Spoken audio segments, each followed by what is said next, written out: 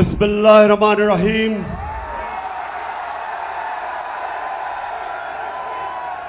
इय्याका नअबुदु व इय्याका नस्तईन। अल्लाह तेरी इबादत करते और मौला सिर्फ तेरे से मदद मांगते हैं।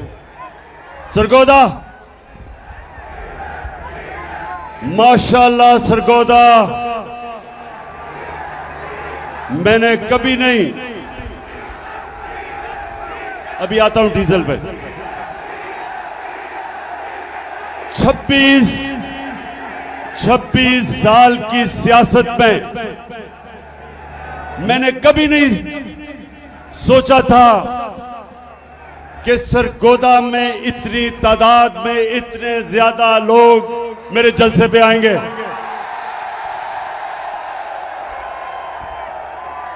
मैं आज आप सबका दिल से शुक्रिया अदा करता हूं। यहां नौजवान हैं, यहां हमारे बुजुर्ग भी हैं, यहां मेरे आईएसएफ के टाइगर भी हैं। लेकिन जो मुझे सबसे ज्यादा खुशी कि मेरी बहनें भी यहां हैं और इतने तादाद में जो कभी नहीं आई। मैं आप सबका शुक्रिया अदा करता हूं। मैं आज अपने सारे पाकिस्तानियों से बात करना चाहता हूं। पढ़े लिखे, इंग्लिश मीडियम, उर्दू मीडियम, मेरे दीनी मदरसे के बच्चे, मेरे रेड़ी वाले, ठेड़ी वाले,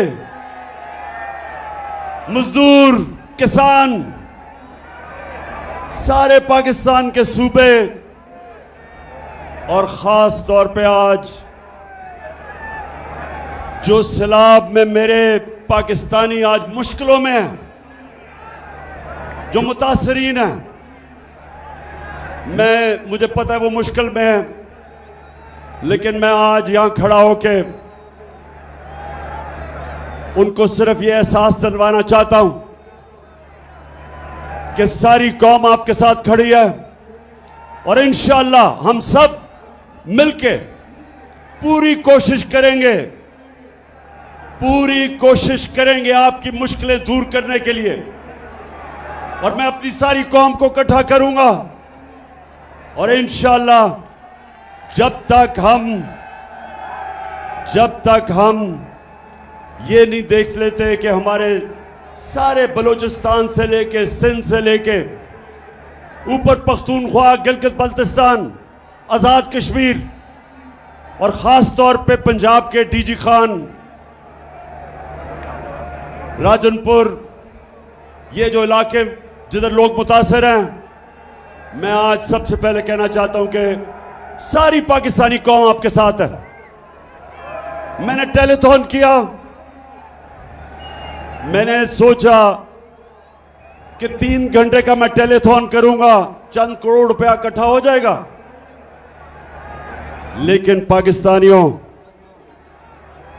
3 घंटे से भी कम वक्त पे पाकिस्तानियों ने 550 करोड़ रुपया जमा किया मुतासरीन के लिए।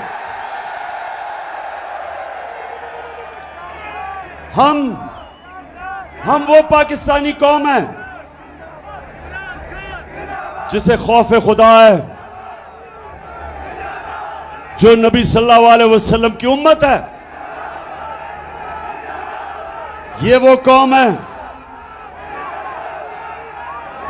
कौम है जो समझती है कि अपनी आखिरत को बेहतर करने के लिए हमारे ऊपर ये फर्ज है कि हम उन लोगों की मदद करें जो मुश्किल में हैं। और मुझे इतना फख्र हुआ सरगोदा, मुझे इतना फख्र हुआ कि मेरे बैरून मुल्क पाकिस्तानियों ने जिस तरह दिल खोल के पैसा दिया, 550 करोड़ रुपया सिर्फ 3 घंटे के वक्त में उन्होंने पैसा जमा कर दिया। और मुझे इतने पैगाम आए कि इमरान खान, हम कोशिश करना चाहते थे लेकिन वो लाइनें सारी भरी हुई थी, ब्लॉक हुई थी। और मुझे आहिस्ता आहिस्ता अंदाजा हुआ कि अगर हमारे पास वक्त होता और वो टेलीफोन लाइंस खुली होती तो 5.5 अरब रुपया मजीद और जमा हो जाता। लेकिन फिक्र ना करो, मैं इंशाअल्लाह अब ये पैसे भी इकट्ठे करूंगा। प्रोग्राम बना रहा हूं कि किधर किधर हमने सबसे ज्यादा जरूरत है और पैसा खर्च करें। और मैं अपनी सारी कौम को भी आज दावत देता हूं कि जो भी मदद करना चाहे दुखी इंसानियत की, तो इंशाअल्लाह हम एक कंट्रोल रूम बनाएंगे और जो हमें कॉल करेगा हम बताएंगे कि ये फलानी जगह है, डीजी खान उधर अब मदद कर सकते हैं, या सिंध के अंदर, सिंध में तो सबसे ज्यादा नुकसान हुआ, तो उधर हम लोगों को भी बताते रहेंगे कि कैसे हम अपने जो सैलाब मुतासरीन हैं इनकी मदद कर सके। लेकिन एक अच्छा ISF, अभी आपने चुप करके सुनना है मेरी बात। ISF में डिसिप्लिन चाहिए मुझे। अच्छा जी, अब मैं वो इलेक्शन कमिश्नर सिकंदर सुल्तान, अगर ये सुन रहे हो तो तुम्हें पहली दफा अंदाजा हुआ कि फॉरेन फंडिंग क्या होती है। अब पता चला कि इमरान खान को फॉरेन फंडिंग में किसी तरह डिस्क्वालीफाई कर दो। ये देखी थी फॉरेन फंडिंग, ये ज्यादा पैसा बैरून मुल्क पाकिस्तानियों ने भेजा हमें, और ये वो पाकिस्तानी हैं। इंशाअल्लाह मैं आज अपनी सारी कौम के सामने कहना चाहता हूं कि इंशाअल्लाह एक दिन मैं अपने बैरून मुल्क पाकिस्तानियों को इकट्ठा करूंगा, और जो हमारा बैरूनी कर्जा है, जिसकी वजह से हमें IMF की गुलामी करनी पड़ती है, जिसकी वजह से हाथ फैलाने पड़ते हैं लोगों मुल्कों के सामने कि जी हमें पैसा दे दो, इंशाअल्लाह बैरून मुल्क पाकिस्तानियों को मैं मोबिलाइज करूंगा, ऐसी स्कीम्स लेके आऊंगा। ये मेरा ईमान है कि हम ये जो इस मुल्क के लुटेरों ने कर्जा चढ़ाया हमारे मुल्क में, मुल्क को लूट लूट के पैसा बाहर ले गए, और जो हमारे ऊपर ये कर्जे का बोझ, जिसकी वजह से हमारी इज्जत जाती है जब हम लोगों के सामने, मुल्कों के सामने हाथ फैलाते हैं। ये बैरून मुल्क पाकिस्तानी इंशाअल्लाह हमारी मदद करेंगे कर्जा उतारने के लिए, और इस कौम को अपने पैर पे खड़ा करके एक खुददार कौम बनने के लिए।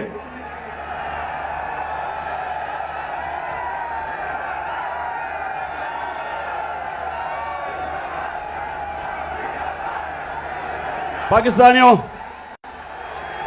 और सरगोदा के बाशऊर मेरे शहरियों, वैसे मैं कभी नहीं समझता था इतनी तादाद में सरगोदा के लोग निकलेंगे।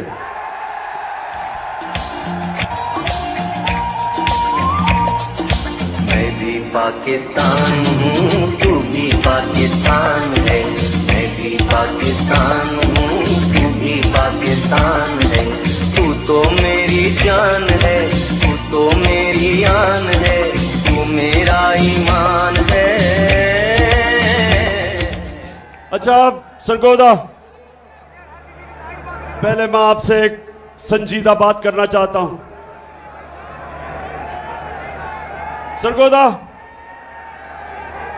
और मेरे पाकिस्तानियों जो सुन रहे हो, ये याद रखना कि हमारा मुल्क कभी एक अजीम मुल्क नहीं बन सकेगा जब तक पाकिस्तान में हम एक इंसाफ का निजाम नहीं कायम करते। हजरत अली रज़ी अल्लाह ताला ने कहा था कि कुफर का निजाम चल जाएगा, कुफर का निजाम चल जाएगा, लेकिन जुल्म और ना इंसाफी का निजाम नहीं चल सकता। आज अगर हमारा मुल्क एक अजीम कौम नहीं बना तो उसकी सबसे बड़ी वजह यह कि हमारे मुल्क में जुल्म का निजाम है। ताकतवर के लिए एक कानून, कमजोर के लिए दूसरा कानून। छोटा चोर चोरी करे तो जेल में, और बड़ा डाकू चोरी करे तो वो मुल्क का वजीर आजम बन सकता है। मेरे नबी सल्लल्लाहु अलैहि वसल्लम ने तकरीबन 1500 साल पहले कहा था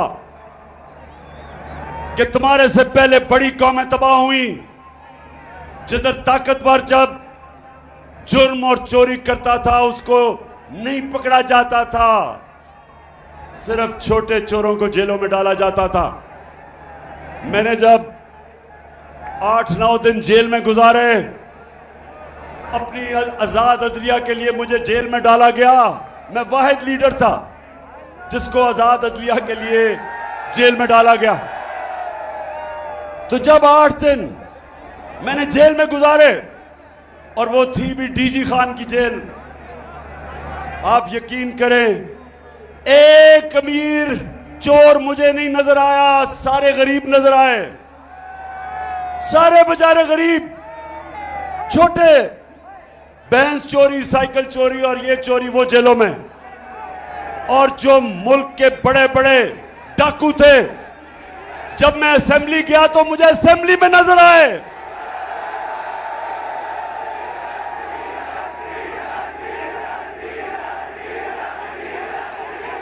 बिल्कुल ठीक कह रहे हो। उन लुटेरों में से एक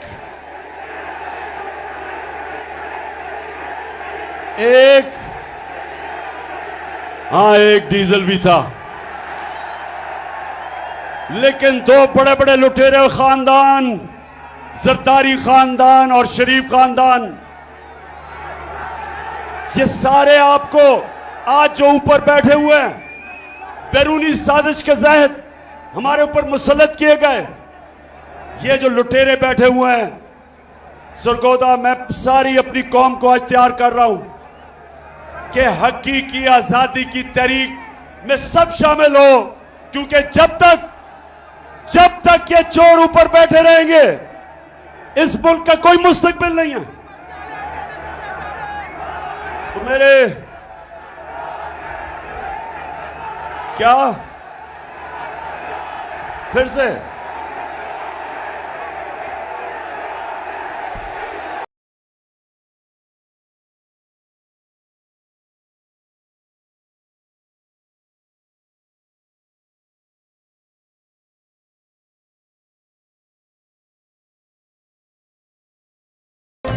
अच्छा सरगोदा, बैरूनी साजिश हुई, अमेरिका को अपने गुलाम चाहिए थे, चेरी ब्लॉसम जूते पॉलिश करने वाला हाजिर हो गया, साथ डीजल तो पहले ही तैयार बैठा था, और उसके बाद जो इस वक्त इस मुल्क की सबसे बड़ी बीमारी जरदारी की पता क्या बीमारी है? जरदारी की बीमारी यह है कि वो जब नोट देखता है ना, वो पैसे देखता है, उसका जिस्म, उसकी कांपें टांगनी शुरू हो जाती है, उसकी मूछें ऊपर नीचे जानी शुरू हो जाती है, उसको बीमारी है। उसको यकीन, मैं आपको यकीन बनाऊं, उसको पता भी नहीं कि 30 साल में उसने कितना पैसा चोरी किया पाकिस्तान का और मुल्क से बाहर ले गया, लेकिन अभी भी बीमारी है, चला जाता नहीं है, लेकिन पैसे के पीछे अभी भी जान देने के लिए तैयार है। तो ये तीनों इकट्ठे हो गए,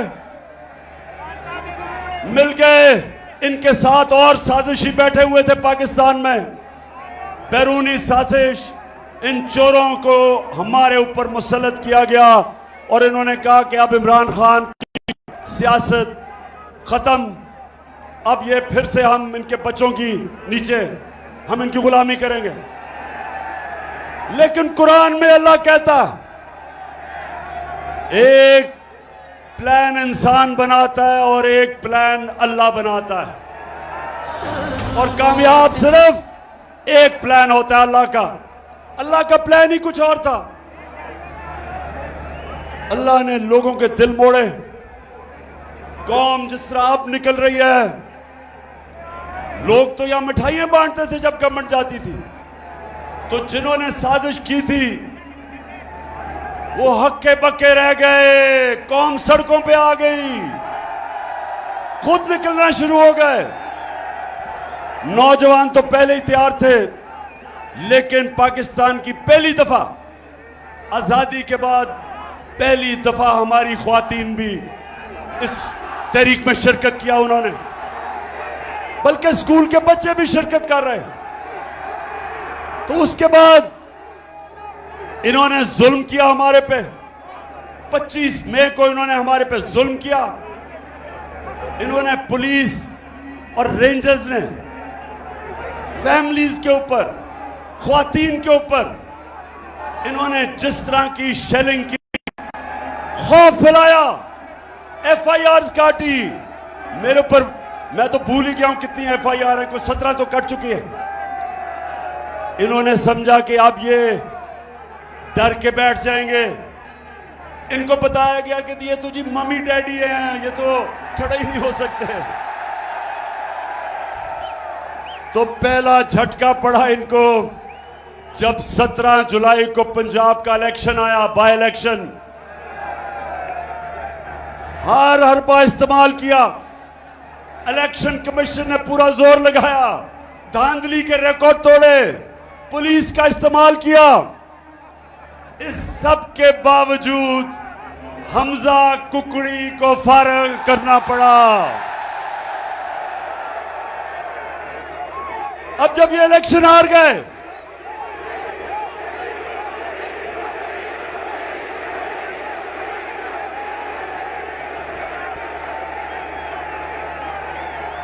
अच्छा अब सुने जरा, इलेक्शन हार गए, कैंपेन टांगनी शुरू हो गई, खौफ आना शुरू हो गया कि अगर इलेक्शन करवाएंगे तो फिर क्या होगा। 2/3 अक्सरियत इनके सामने आनी शुरू हो गई। इन्होंने फिर एक और प्लान बनाया। सरगोदा पता क्या प्लान बनाया? किसी तरह इमरान खान को फारिग किया जाए, किसी तरह इसको इलेक्शन से टेक्निकली नॉकआउट किया जाए, क्योंकि इनको ये तो समझ आ गई कि इलेक्शन के अंदर तो इनसे जो होगा वो पंजाब के बाय इलेक्शन से भी बुरा होगा। तो तब साजिशें दूसरी शुरू हुई। पहली साजिश थी हुकूमत कराने की, दूसरी साजिश शुरू हो गई कि इमरान खान को रास्ते से हटाया जाए। एक ये भी मंसूबा बना, बंद कमरों में फैसला हुआ, बंद कमरे में, कि इमरान खान को मुकम्मल तौर पे साइड पे कर दिया जाए। अल्लाह का करम है, मुझे पता चल गया। मैंने एक टेप बनाई हुई है, महफूज जगह पे रखी हुई है। उन 4 लोगों के नाम मैंने लिखे हैं जो उस साजिश में मुलव्विस थे, कि अगर मुझे कुछ हुआ तो मेरी कौम उन 4 को नहीं छोड़ेगी। सितम के कोहे गरा रूई की तरह उड़ जाएंगे। फिर वो जो इनका पालतू इलेक्शन कमिश्नर, उसको कहा कि इसको इमरान को डिस्क्वालीफाई किया जाए। फॉरेन फंडिंग, और फॉरेन फंडिंग तो देख ही लिया थी परसों रात को कि फॉरेन फंडिंग होती क्या है। और उसके बाद तोशाखाना, और इंशाल्लाह मैं चैलेंज करता हूं कि तोशाखाना का केस सुना जाए, ओपन हियरिंग में सुना जाए।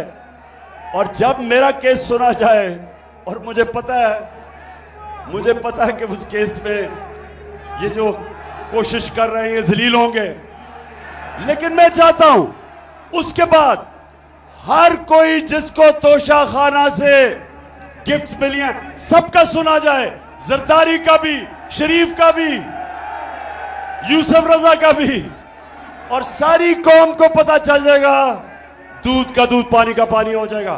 वो हो गया दो। फिर काबे से सब बुत उठवाए जाएं। फिर इन्होंने एक और चीज सोची कि किसी तरह इमरान खान को जेल में डाला जाए। पहले इन्होंने, अब ये जरा सुने, 27वीं रमजान को सुने, जरा ऐसे गौर से सुनो। 27वीं रमजान को हम शब दुआ बना रहे थे,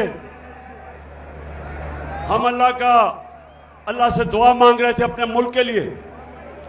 हमें क्या पता था कि उस दिन चेरी ब्लॉसम और ये अपनी टीम लेके मदीना चला जाएगा, हमें तो पता ही नहीं था। जब शब दुआ खत्म हुई तो पता चला कि मदीना में इनको चोर चोर के नारे लग गए।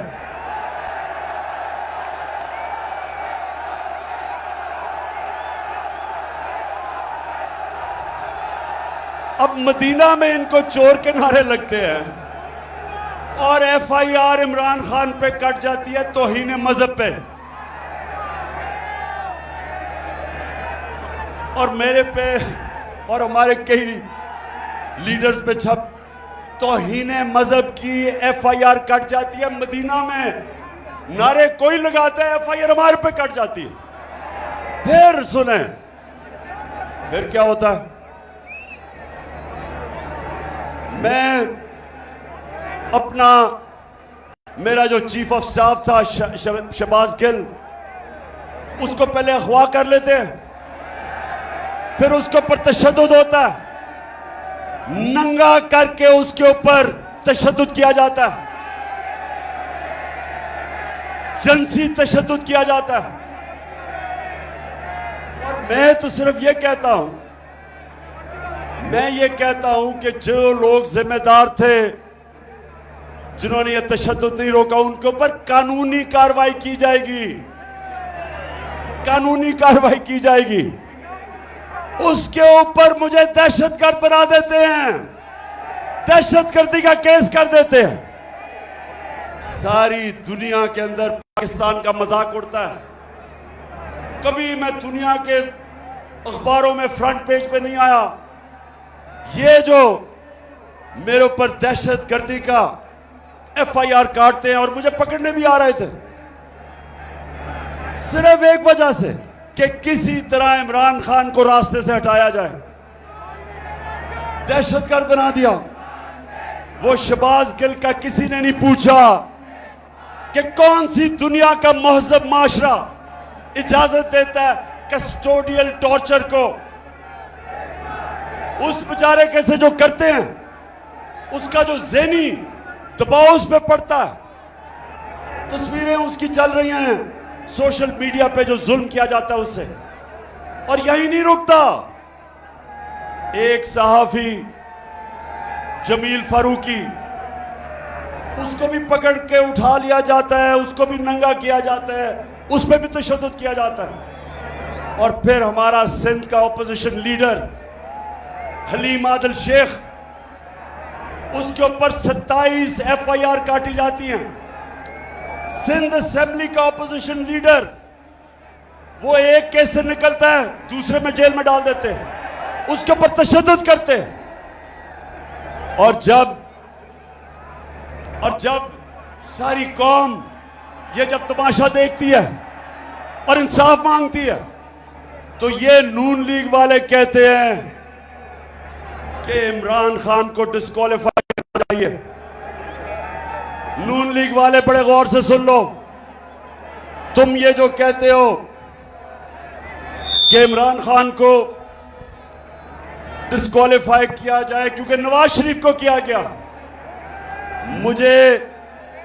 मेरे ऊपर केस बनाया जा रहा है किस चीज का? दहशतगर्दी का। क्यों? क्योंकि मैं कहता हूं कानूनी कार्रवाई की जाए उनके खिलाफ जिन्होंने ये तशद्दुद नहीं रोका। अब नवाज शरीफ के ऊपर क्या था? जरा आप गौर से ये मैं आपको वीडियो दिखाऊंगा, जरा ये वीडियो देखना।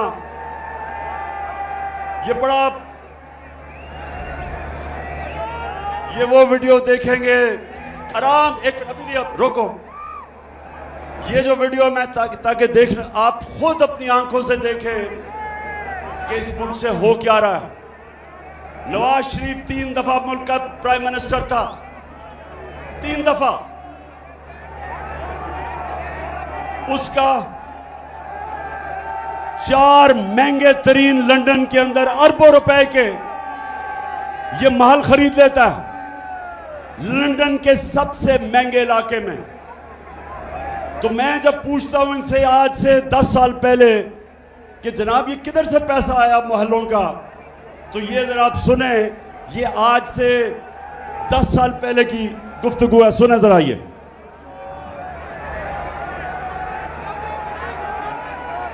प्रॉपर्टी आप ले सकते हैं क्योंकि आपने मे फेयर के अंदर जो आपकी 4 अपार्टमेंट्स हैं उनकी 1 अरब से ज्यादा, 1 अरब रुपए से ज्यादा उनकी कीमत है।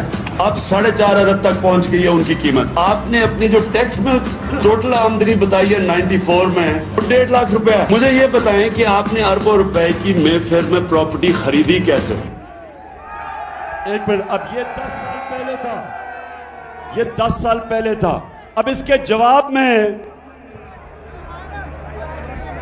शहबाज शरीफ चेरी ब्लॉसम का बेटा, अब ये सुने, ये सलमान शहबाज क्या कह रहे हैं, जरा ये सुने आप। बात ये है कि जिन अरबों रुपए की मे फेयर की प्रॉपर्टीज की ये बात कर रहे हैं, ये तो पहले पता नहीं है। बताएं कौन सी प्रॉपर्टीज है, लाएं, दिखाएं, उसका कुछ प्रूफ लाएं। बात ये है कि सुन लिया, कहता किधर है ये प्रॉपर्टीज, लगाएं, बताएं, सबूत दें। अब ये जरा मरियम बीबी जिनको सच बोलने में बड़ा मुश्किल पड़ती है, ये जरा ये सुन लें। इस तरह मुझे लगा कि आप लोगों को बेवकूफ नहीं बना सकते। मेरी सेंट्रल लंदन में प्रॉपर्टीज तो दूर की बात है, मेरी पाकिस्तान में भी कोई प्रॉपर्टी नहीं है। मैं अपने वालिद के साथ है और मुझे समझ नहीं आई कि मेरी और मेरी वालदा की और बहन भाइयों की प्रॉपर्टीज ये कहाँ से निकाल के ले आए हैं। मेरे नाम पाकिस्तान में कोई प्रॉपर्टी नहीं है, ये तो इंग्लैंड की बात है। हाय अल्लाह, कोई प्रॉपर्टी किधर से आएगी? मुझे तो एहसास प्रोग्राम में डाल दो, मेरे पास तो है ही कुछ नहीं। मरियम बीबी, वैसे मैं ये बताऊं, जितने सीधे मुंह से आप झूठ बोलती है मैंने कभी किसी को नहीं सुना। अच्छा जी, आप जरा अब ये सुन लिया आपने। अब ये थी चीजें आज से 8 साल पहले, ये जबकि कोई प्रॉपर्टी नहीं है। अब इनको नहीं पता कि अल्लाह अल हक है, सच का खुदा है, उसका वादा है कि कोई दुनिया में नहीं जाएगा जब तक सच सामने नहीं आता। तो अब जरा ये देखें कि पीछे हुआ क्या। नवाज शरीफ, मरियम नवाज, हसन नवाज और हुसैन नवाज के बैरून मुल्क खुफिया असासों का इंकशाफ। पनामा लीक्स ने बैरून मुल्क खुफिया दौलत का भांडा फोड़ दिया।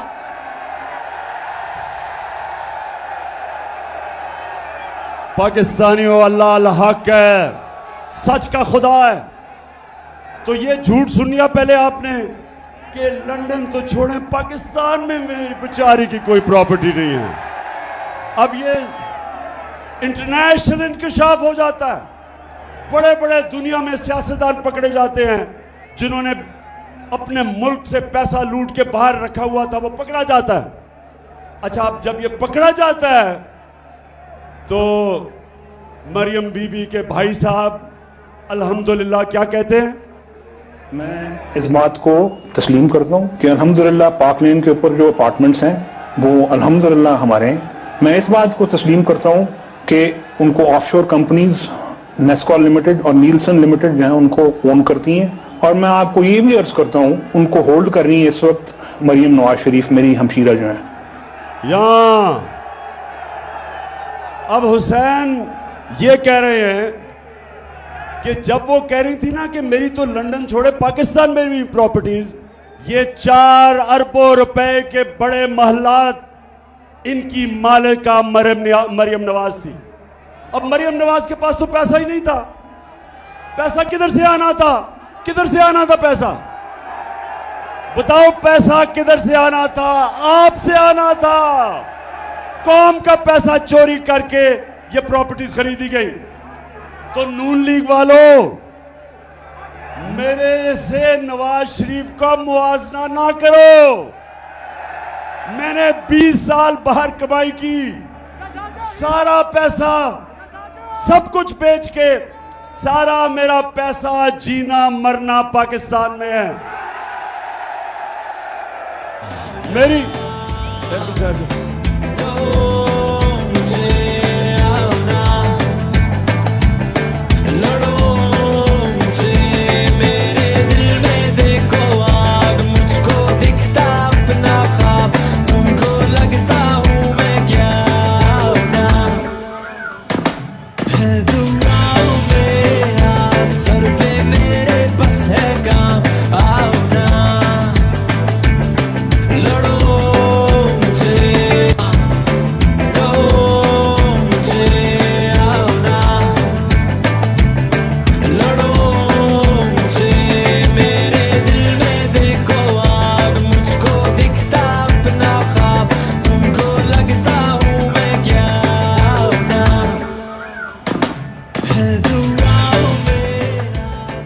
अच्छा जी, अच्छा अब एक तरफ और मेरी बहनों, आपने गौर से सुनना है कि जब एक कौम की ख्वातीन जाग जाएं तब असल में इनकलाब आता है, क्योंकि घरों में इनकलाब आ जाता है।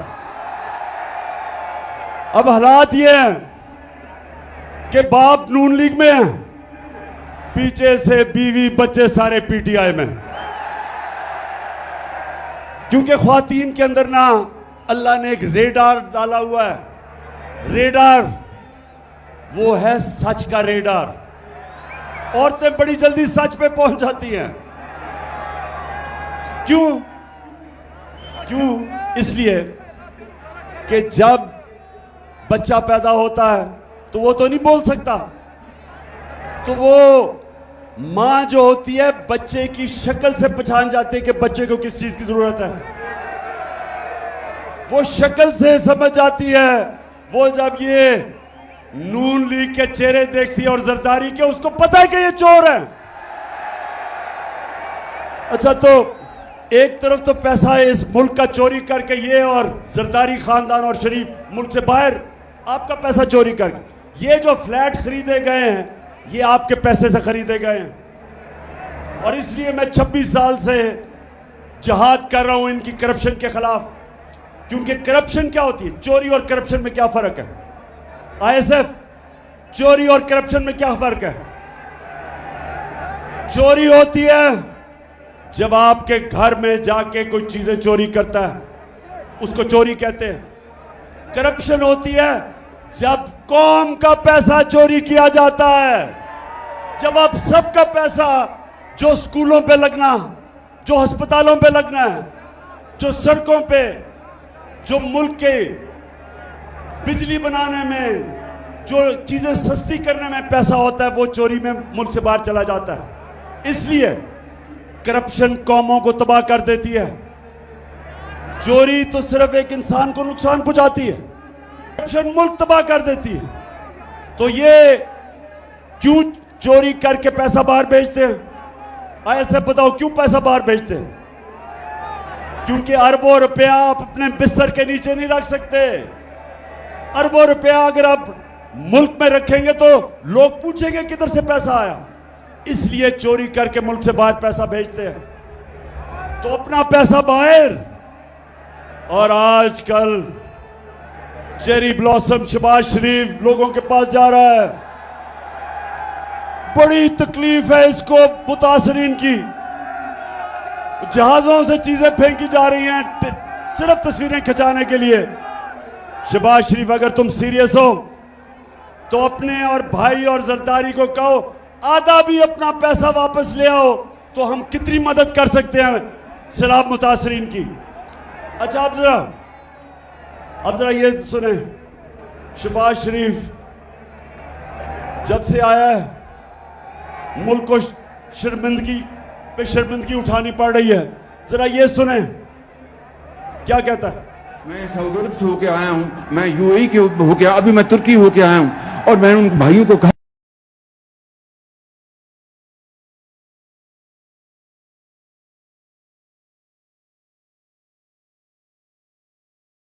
कि आप हमारे बड़े अजीम भाई हैं, हमेशा आपने हमारी मदद की। और मैंने यही कहा, जब मैं आया हूं तो आप समझेंगे शायद ये मांगने आया है, मैं मांगने नहीं आया, लेकिन जब मैं आया हूं तो आप समझेंगे शायद ये मांगने आया है, मैं मांगने नहीं आया, लेकिन मजबूरी है। जिस तरह माजी में 75 साल में आपने हमारा हाथ बटाया है, कुछ अर्सा आप हाथ बटा, बहुत मजबूरी है क्योंकि हम सारा पैसा चोरी करके बाहर ले गए हैं, तो अब मजबूरी है। तो खुदा के वास्ते पैसा दे दे। पाकिस्तानी जो बाहर बैठे हैं उनको कहते हैं कि पाकिस्तान पैसा लेके आओ, और यहां से चोरी करके पैसा बाहर ले जाते हैं।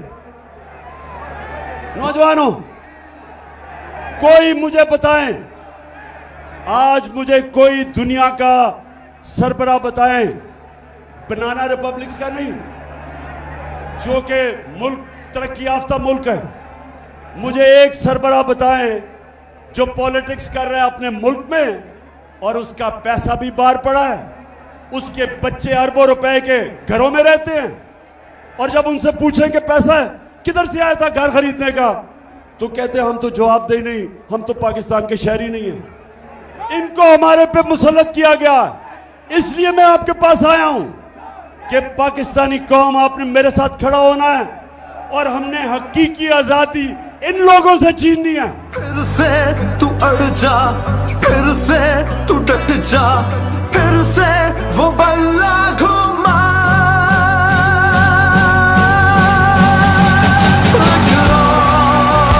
कदम बढ़ा, फिर से वो लम्हा दोहरा, जब जीत के आया था,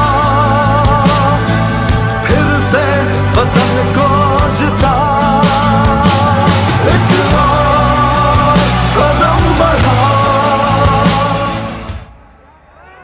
सरगोदा, अब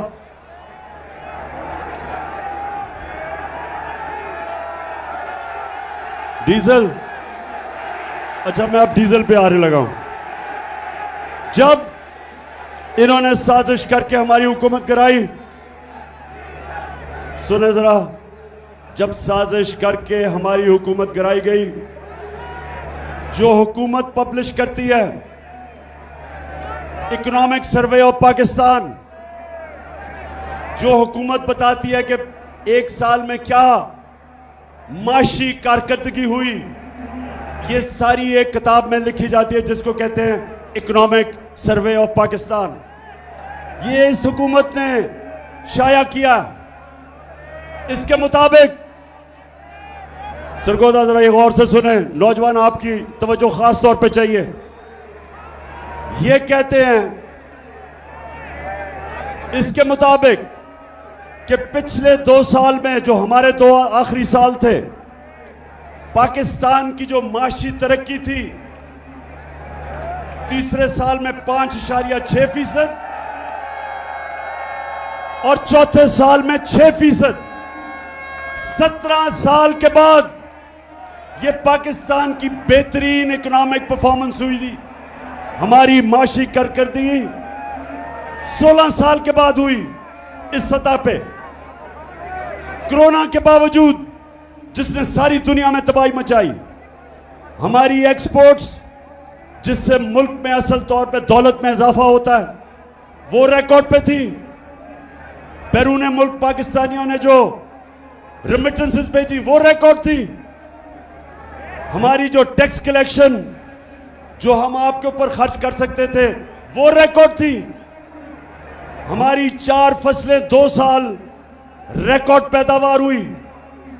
हमारे किसानों के पास सबसे ज्यादा पैसा आया पिछले 2 सालों में, और हमने, इसके बावजूद कि हम IMF के प्रोग्राम में थे, हमने पूरी कोशिश की कीमतें नीचे रखने की।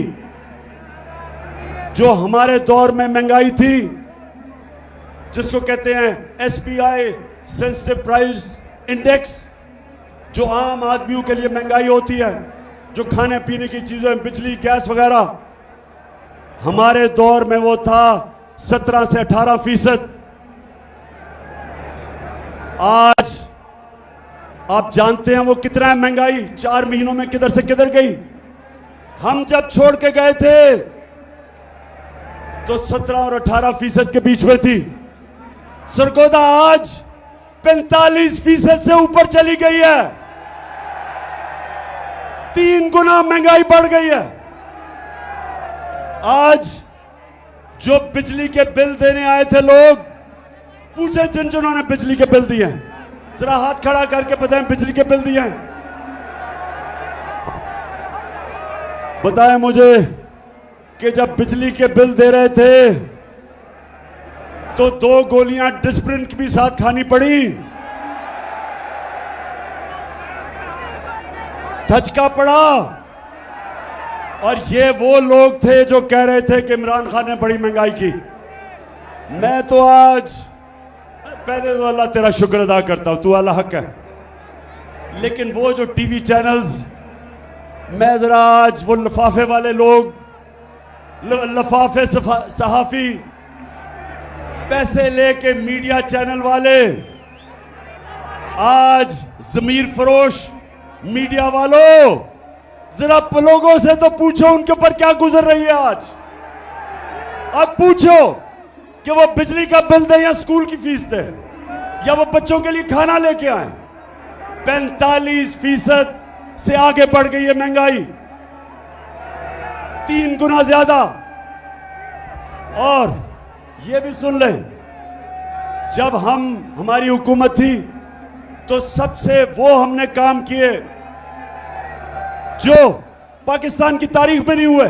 हम हेल्थ कार्ड लेके आए, हेल्थ इंश्योरेंस हर खानदान को, पंजाब में और पख्तूनख्वा में हर खानदान को 10 लाख रुपए का हेल्थ इंश्योरेंस कि किसी भी अस्पताल में जाके इलाज करवा सकते थे। पहली दफा आम आदमी प्राइवेट महंगे अस्पतालों में इलाज करवाता था। मेरे दोस्त डॉक्टर्स हॉस्पिटल वाला कहता आज से 4 महीने पहले कि इमरान खान, ये पहली दफा हमने आपकी हेल्थ इंश्योरेंस पे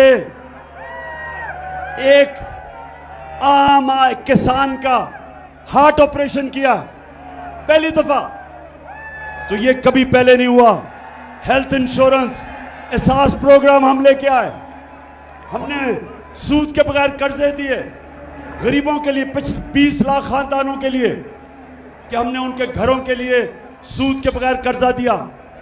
पूरी कोशिश थी नीचे से लोगों को ऊपर उठाया जाए। इसके बावजूद कि हम IMF प्रोग्राम में थे, महंगाई रोकी हमने, दुनिया में महंगाई थी। तो मैं आज पूछता हूं कि वो जिन्होंने साजिश की, आज बताएं कि जो पाकिस्तान का हाल है, कौन जिम्मेदार है इसका? कौन जिम्मेदार है?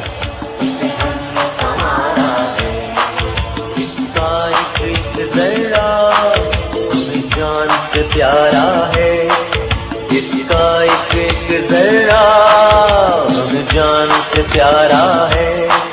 ये देश, ये देश, ये देश हमारा है।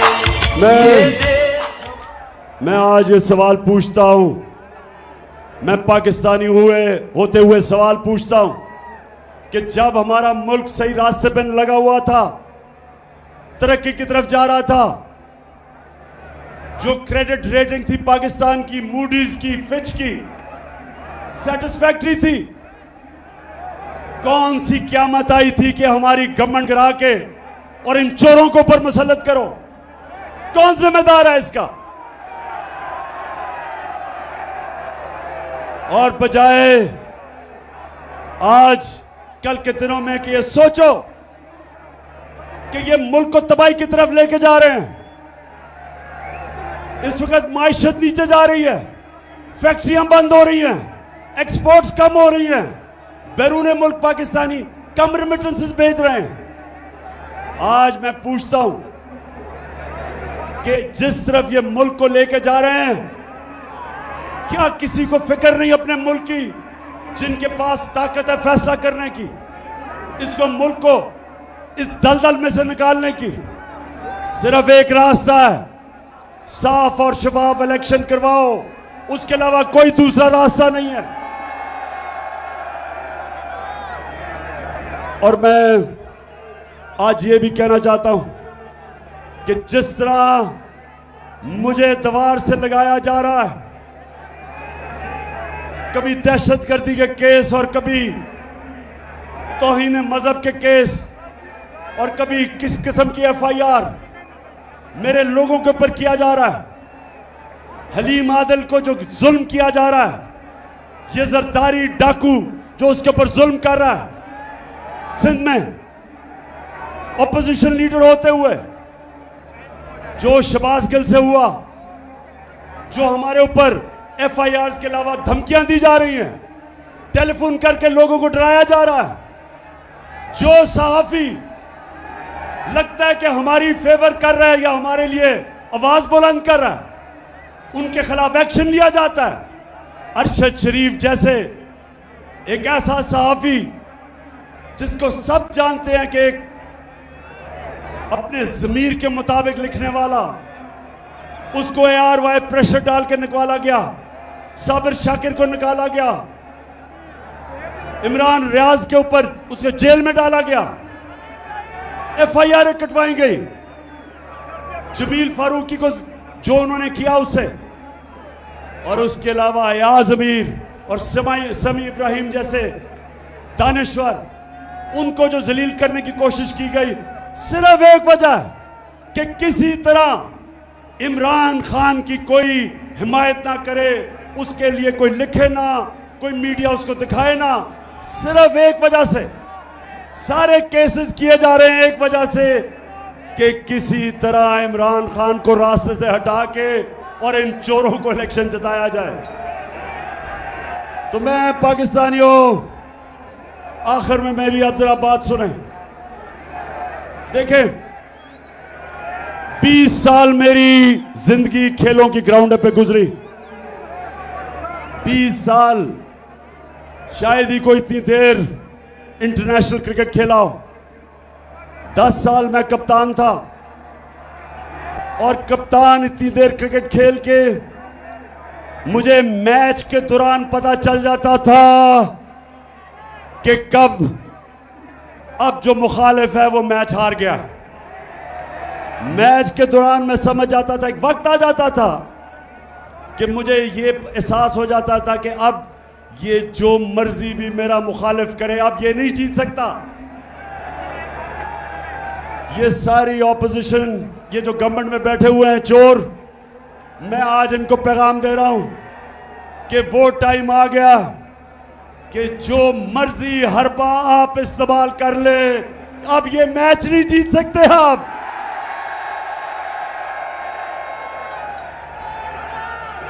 मैच अब एक ही तरफ जाएगा। जितना आप दबाएंगे मेरी पार्टी को, उतना ज्यादा ऊपर उठेगी। जितना आप मीडिया से उसको दबाएंगे, ये इस तरह सरगोदा स्टेडियम, सरगोदा की तारीख में इस तरह स्टेडियम में लोग नहीं आए जिस तरह आज आए हैं। जो मर्जी कर ले, ये मैच अब हार गए। अब आप जो भी करेंगे मुल्क को नुकसान पहुंचाएंगे। मुल्क का सोचे, जाती मफादात का ना सोचे।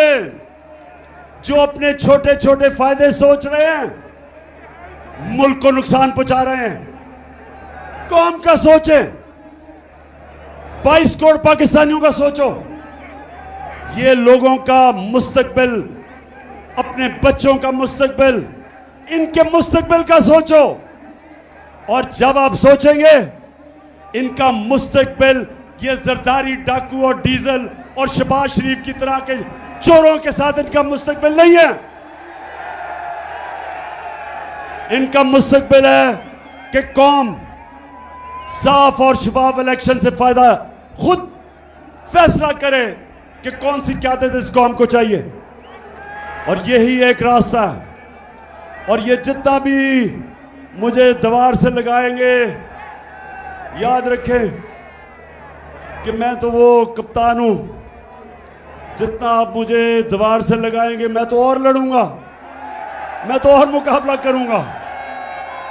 और ये ही ना हो जाए कि मुझे इतना आप दीवार से लगाएं कि मैं सारी कौम के सामने उन सारी लोगों की शक्लें रख दूं जिन्होंने अपने मफादात के लिए इस मुल्क को इस मुश्किल में डाला है। मुझे उधर तक ना धकेलो। 4 महीने से मैं सब्र कर रहा हूं, मैं अपने मुल्क के लिए सब्र कर रहा हूं। मेरे लिए इस वक्त कौम मेरे साथ खड़ी है। गिलगित बल्तिस्तान में तहरीक इंसाफ, पख्तूनख्वा में तहरीक इंसाफ, पंजाब में, आजाद कश्मीर में, तो मैं जब चाहूं इस्लामाबाद को बंद कर सकता हूं, लेकिन अपने मुल्क के लिए नहीं कर रहा, माशी हालात की वजह से नहीं कर रहा। और अब सैलाब आ गए, लेकिन मैं फिर से आखिर में कहता हूं, मुझे उधर तक ना धकेलो। मैं वो हूं, वो जितना आप कोशिश करेंगे मुझे प्रेशर में ला के, डरा के, धमका के, FIRs काट के, मैं उतना और जोर से आपका मुकाबला करूंगा।